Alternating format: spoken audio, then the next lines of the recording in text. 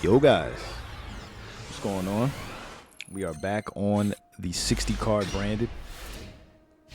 Even though 60 may not be the most ideal right now, if you're seeing a lot of Kewl Tune, but if you're seeing just about everything else, for the most part, you kind of want to be on the 60.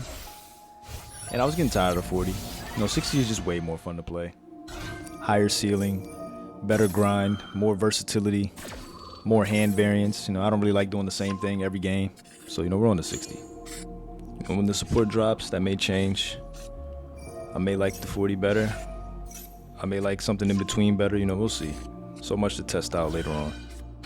But as you can see, we are against the Kewl Tunes. And our hand is definitely not the greatest. We really only got one play. And they've already looked at our hand, so choose to banish the Quem and give us the branded in red, which is dead currently. And I feel like a lot of people wouldn't even try to play this hand. If they had a hand like this, I feel like they would just give up. But sometimes you gotta just play the hand that you have. You're not out of the game until you're really out of the game, And now we have some leverage because the Spader is now a monster negate because we banished one of their monsters. Revive the Quem that they banished for us. Thank you. Yeah, the Spader was definitely an ace for us. Ace up our sleeves that they were not ready for. I gotta stop sleeping on them. And I really wanted to set regained here, but we set the loss, and immediately after placing the loss, we activate the branded in red to not even give our opponent a chance to do anything. And if they do anything after we activate the branded in red, they try to chain it to it. Anything they make, whether it's with the Kewl Tune Synchro or whatever materials go to the graveyard, they won't even be able to trigger because of the branded loss protection, since branded in red would be chain link 1. Which they gave us that, by the way. So I definitely appreciate our opponent for, attempting to control the game and we just using everything they try to set up against us to our advantage, And here, I guess they're afraid of the Mirror Jade. I was debating going Sanctifier anyway, so, it's like, okay, we'll go the Sanctifier.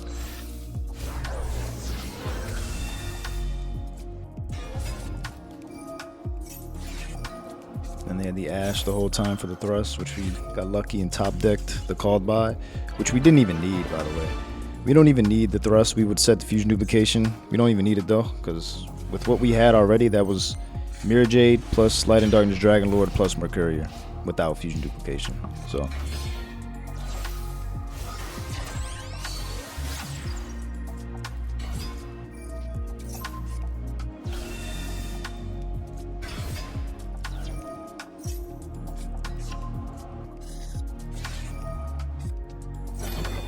luckily we had the Droll here because I cannot stand Sky Striker.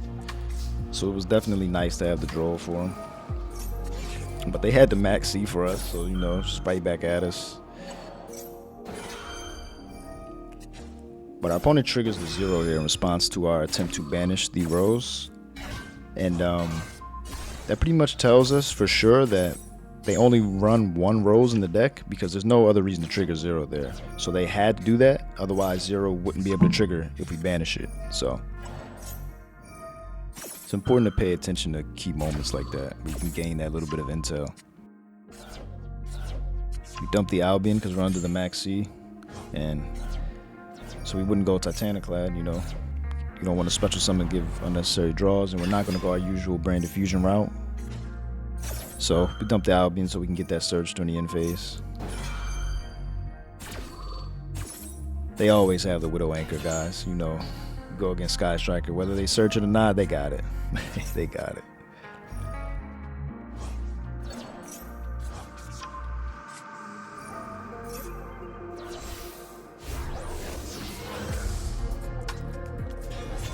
But we're under Max C, so we go with the Rimbrum. It'll make more sense why we go with Rimbrum a little later on throughout the game, but just know Rimbrum's just very versatile in this situation and just against Sky Striker in general. We knew whatever we summoned, they'd be able to out it, so better to out something like Rimbrum that has an additional effect in the graveyard during their turn.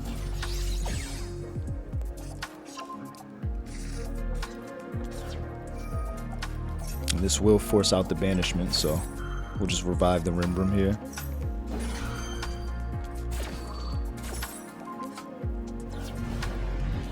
our opponent played around the banishment, because had they gone any light or dark monster, it'd be gone off that branded banishment. So definitely made the right play with the Kagari. And they had the droplets here. This is another reason why we went Rimbrum, in case of this situation. Because imagine we go Sanctifier, you know, they just dropped the 40 ounce on us, and you know, we're just it's not looking too good. My initial plan was to Rimbrum, negate plus bounce, but chain the Drizzworm to the Ray, so the Ray doesn't trigger in the graveyard. But you know, they had the droplets, they had the T1000, they had Liquid Mercury. They had the Liquid Mercury for us, so. But that's fine though. Plan A didn't work out. We still got plan B and C.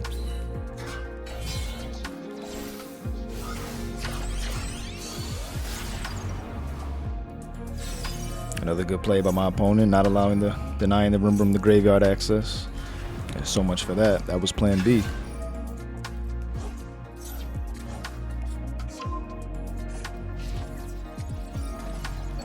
And now we can finally get into plan C.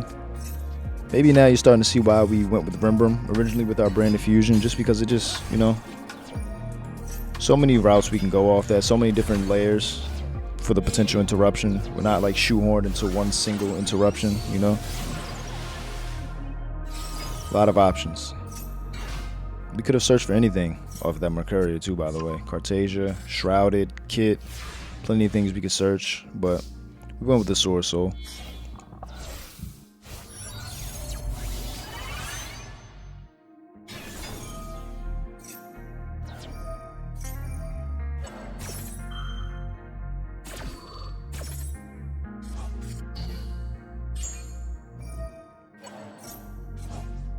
Bring that Rimbrum right back, and now we just do our thing. We could have hand ripped here prior, but I wasn't worried about what he had, you know.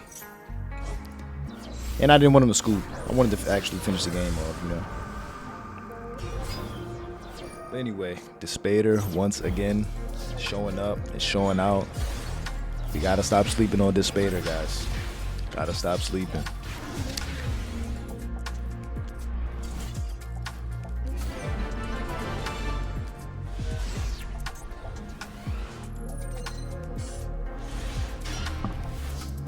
Alright, with this hand, we don't open the best hand. And if you watched one of my previous videos where I say when you only have that one play, it's definitely best that you make sure you play around as many hand traps as possible. We don't want to go Kit here to get to Branded Fusion, because then we play into Droll, we play into Ash, we play into Veiler, we play into Imperm, the Dominus cards, etc. And we end on a suboptimal board with 2 less cards in hand, because Kit requires a sacrifice and then Lubellion requires a discard. Whereas with this line, we can still pretty much get everything we would get with the Branded Fusion line, but more.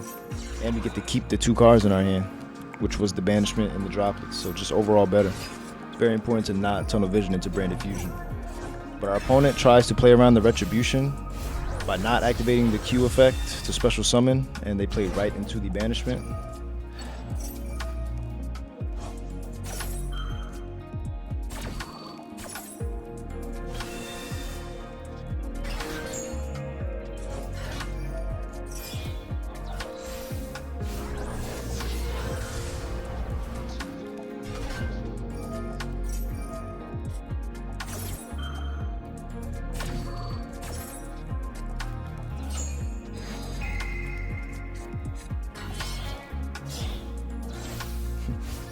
No card in the hand again for the Rotary to search.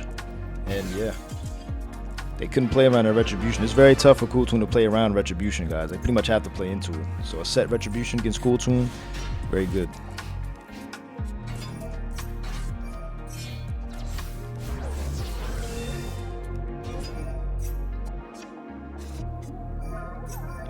And we're going to speed up our opponent's combo here. We're not going to sit through this. I will definitely slow it down when it gets back to us.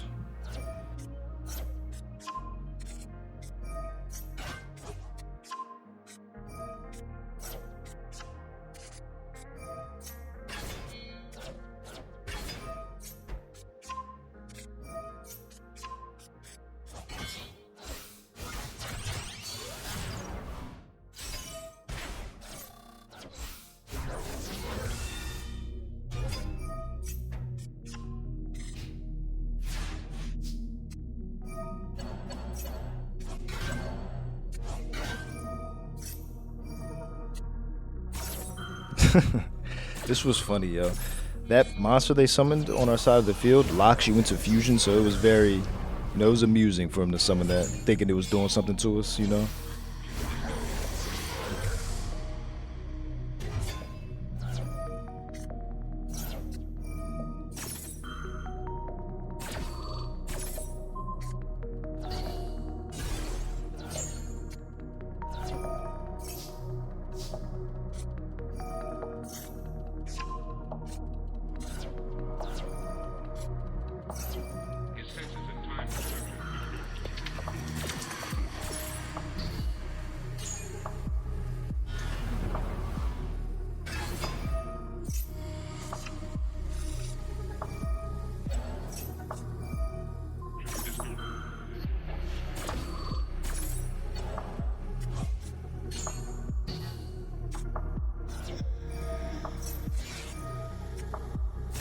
Now, this maxi definitely caught me off guard. During this game, something happened in my household where someone was crying or hurt or something. Then they told me they were fine.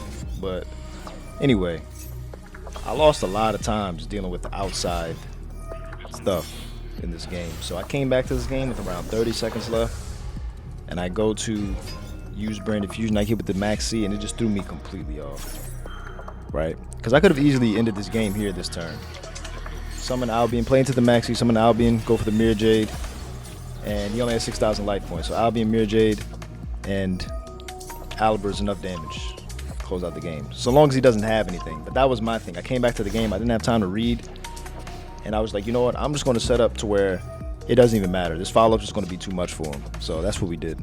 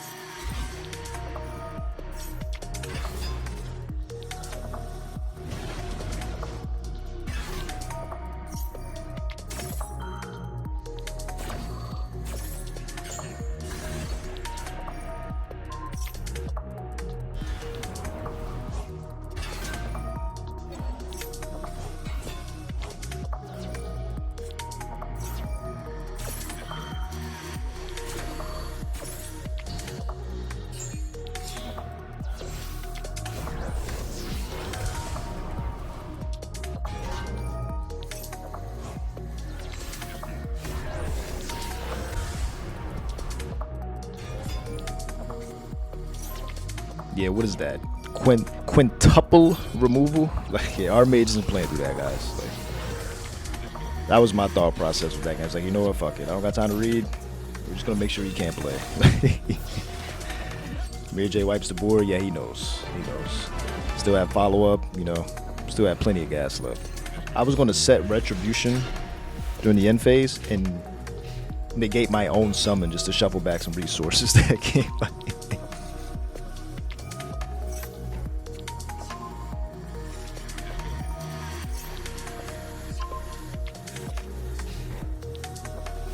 Infamous Odion. We got a pretty good hand though for this. We go for the Drizzworm here because we can get rid of that trap with it. If we can get it on the field, which we do. So now when we get rid of that trap, he'll need to have another continuous trap in order for his trap to be able to negate. You know how the Apophis bullshit works. And then here's the versatility I'm talking about. We set the Branded Beast, and he just scoops it up. So I like that 60 cards, man. We just got that infinite bag. You know, we just dig as deep as we want. We'll find what we need. I'm gonna speed up the rest of the games because, you know, the video's getting a little long. And honestly, yo, let me know down below. How do you guys feel about the length of the videos? You guys like the shorter videos, the longer videos, or the videos not long enough? Because looking at the analytics, man, people don't really watch that much of the video. Well, at least the average person doesn't watch that much. So it seems to show that I should focus on shorter videos. But, you know, sometimes I feel like I might as well just squeeze in as many duels as I can into one video. As long as it's around 20 minutes, you know, it's under 20, 23 minutes, I'm kind of cool with that. So let me know what y'all think, though.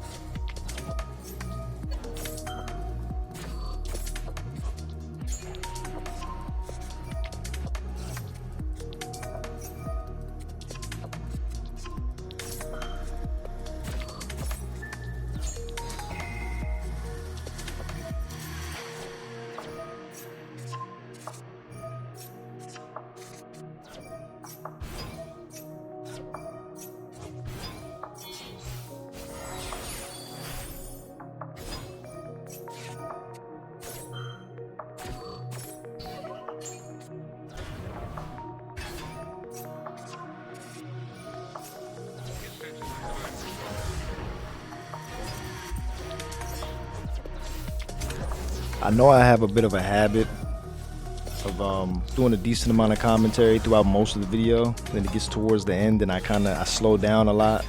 I noticed that too, guys, you know. Give me some time to get better at it. Got to get my endurance up with it, you know. After a while I kind of, you know, I don't know. It's like doing this kind of thing drains my social battery in a way, even though I'm not actually talking to anybody. I'm not used to talking this much, you know.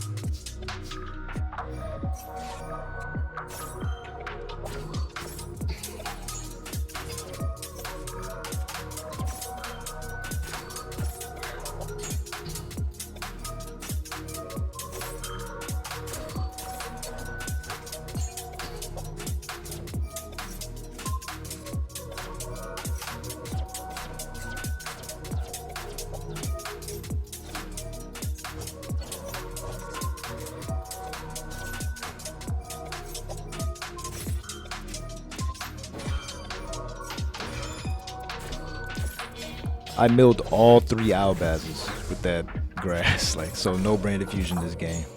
At least not yet. And we can't even go to Belion to shuffle anything back because of the Secretarion, so we're in a bit of a situation this game.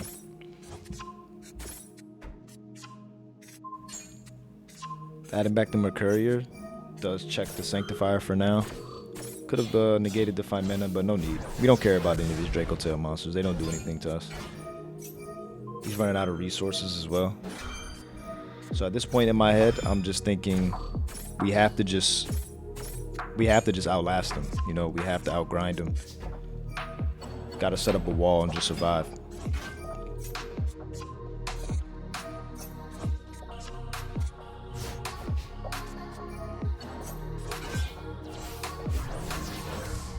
we waste the star source. We don't get any pops, but I felt like it was worth it. Get rid of 2 of his monsters.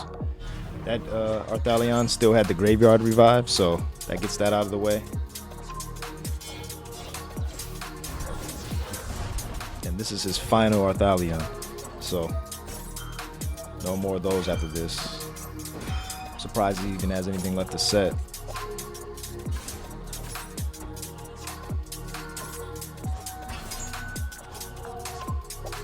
That's one thing Dtail struggles with is securing the kill. So we just set up that wall.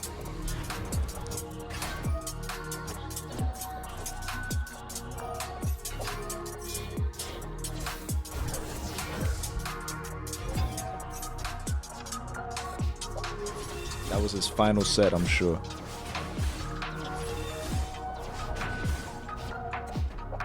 He can't keep this up.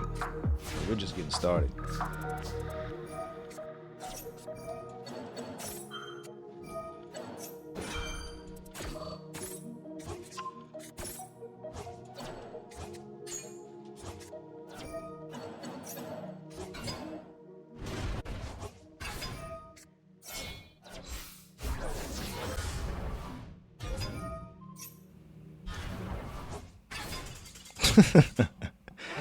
That man runs out of time and lets Aliber aura farm for the dub, man. I'll catch y'all later.